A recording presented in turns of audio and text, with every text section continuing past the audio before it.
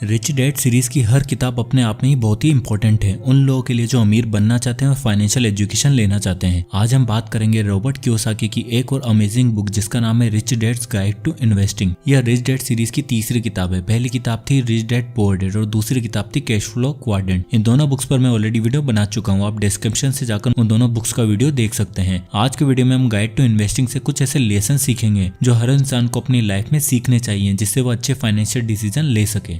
Robert Kiyosaki बताते हैं जब वो 12 साल के थे तो वो एक दिन बीच पर अपने रिच डैड के साथ वॉक कर रहे थे। रिच डैड उनके दोस्त माइक के डैड थे और रॉबर्ट उन्हें रिच डैड के नाम से पुकारते थे। तब रिच डैड ने उन्हें एक बड़ा सा आलीशान बंगला दिखाया और उन्होंने रॉबर्ट से बोला कि उन्होंने ये बंगला खरीद लिया है। रॉबर्ट ये बात सुनकर बहुत ही हैरान रह गए क्योंकि उन दिनों रिच डैड इतने अमीर नहीं थे और उनकी इनकम रॉबर्ट के पुअर डैड जो रॉबर्ट के असली पिता थे उनसे भी काफी कम थी। तो रॉबर्ट ये सोचकर हैरान थे कि इतना महंगी प्रॉपर्टी उनके रिच डैड ने कैसे खरीद ली। तब रॉबर्ट ने उनके रिच डैड से कहा कि आप ये बंगला कैसे खरीद सकते हो, आपके पास तो इतने पैसे ही नहीं है। तब रिच डैड ने कहा कि मैं ये बंगला नहीं खरीद सकता बट मेरा बिजनेस खरीद सकता है। और यही आता है हमारा पहला lesson, increase your expenses and decrease your income. अब आपको सुनने में ये अजीब लग रहा होगा कि रिच डैड ये क्या बोल रहे हैं। सब लोग तो बोलते हैं कि हमें अपने खर्चे कम करने चाहिए और अपनी इनकम को बढ़ाना चाहिए, बट रिच डैड इसका अपोजिट क्यों बोल रहे हैं। रॉबर्ट बताते हैं कि जब वो छोटे थे तो अपने रिच डैड के लिए काम करते थे, तब उन्हें हर घंटे के लिए 10 सेंट्स मिला करते थे। तो एक दिन रॉबर्ट अपने रिच डैड के पास अपनी सैलरी बढ़ाने को गए। तब उनके रिच डैड ने उनकी सैलरी बढ़ाना तो दूर, जो उन्हें 10 सेंट्स मिलते थे वो भी देना बंद कर दिया। इस पर रॉबर्ट बहुत ही नाराज हुए। तब रिच डैड ने रॉबर्ट को बोला कि लोगों को सैलरी देना उन्हें एम्प्लॉय की तरह सोचने पर मजबूर करना है। वह रॉबर्ट को बोलते हैं कि अगर मैं तुम्हारी सैलरी बढ़ा दूंगा तो तुम्हें इसकी आदत पड़ जाएगी और तुम बस एक एम्प्लॉय की तरह सोचने लग जाओगे और हमेशा रेट रेस में ही फंसे रहोगे। रॉबर्ट के रिच डैड रॉबर्ट को बोलते हैं कि हर एम्प्लॉय एक जैसा ही सोचते हैं कि उन्हें ज्यादा से ज्यादा सैलरी मिले जिससे कि उनकी इनकम बढ़ सके और वह अपने एक्सपेंसेस कम से कम करें जिससे कि वह ज्यादा से ज्यादा पैसा सेव कर सके। बट रिच डैड रॉबर्ट को इसका अपोजिट करने को बोलते हैं। वो बोलते हैं कि अगर आप अपना बिजनेस करते हो तो आपको अपने बिजनेस से कम सैलरी विड्रॉ करनी चाहिए। ऐसा क्यों? ऐसा इसलिए क्योंकि अगर आप ज्यादा पैसा अपनी सैलरी के रूप में लोगे तो आपको उस पैसे पर टैक्स पे करना पड़ेगा। इसलिए मैक्सिमम लोग जो जॉब करते हैं तो उनकी सैलरी का एक काफी बड़ा हिस्सा तो टैक्स में ही चला जाता है और बचे कुछ पैसे वो ऐसी जगह पर रख देते हैं जिससे उन्हें अच्छा खासा रिटर्न भी नहीं मिल पाता है। इसलिए जितने भी बड़े बड़े बिजनेसमैन है वो अपनी सैलरी के रूप में कम से कम पैसा लेना पसंद करते हैं। यहाँ तक कि मार्क जकरबर्ग और इलोन मस्क भी अपनी कंपनी से ऑलमोस्ट 0 सैलरी ही लेते हैं जिससे कि उन्हें उस पर टैक्स देना ना पड़े। और अमीर लोग अपने बिजनेस के एक्सपेंसेस बढ़ाते जाते हैं और अपने बिजनेस को बढ़ाने के लिए वो पैसों को री इन्वेस्ट करते हैं जिससे उनकी वेल्थ और भी बढ़ती रहती है और इसी से इन कंपनीज के शेयर के प्राइस भी बढ़ते जाते हैं क्योंकि ये सारा पैसा री इन्वेस्ट करते हैं। एक और इंटरेस्टिंग चीज रॉबर्ट इस बुक में बताते हैं कि हमें पैसे सही जगह पर इन्वेस्ट करने हैं। एक्सपेंसेस बढ़ाने का मतलब ये नहीं कि वेकेशन घूमने चले जाओ या फिर महंगी कार ले लो। अपने शौक के लिए पैसों को खर्च नहीं करना है, हमें सही जगह पर इन्वेस्ट करना है। जैसे अपनी नॉलेज को बढ़ाने के लिए बुक्स खरीदो या फिर कोई कोर्स ले लो या अच्छे एम्प्लॉय को हायर करो जो आपका काम अच्छे से कर सके ताकि आपको और भी ज्यादा टाइम मिल सके अपने बिजनेस को ग्रो करने का।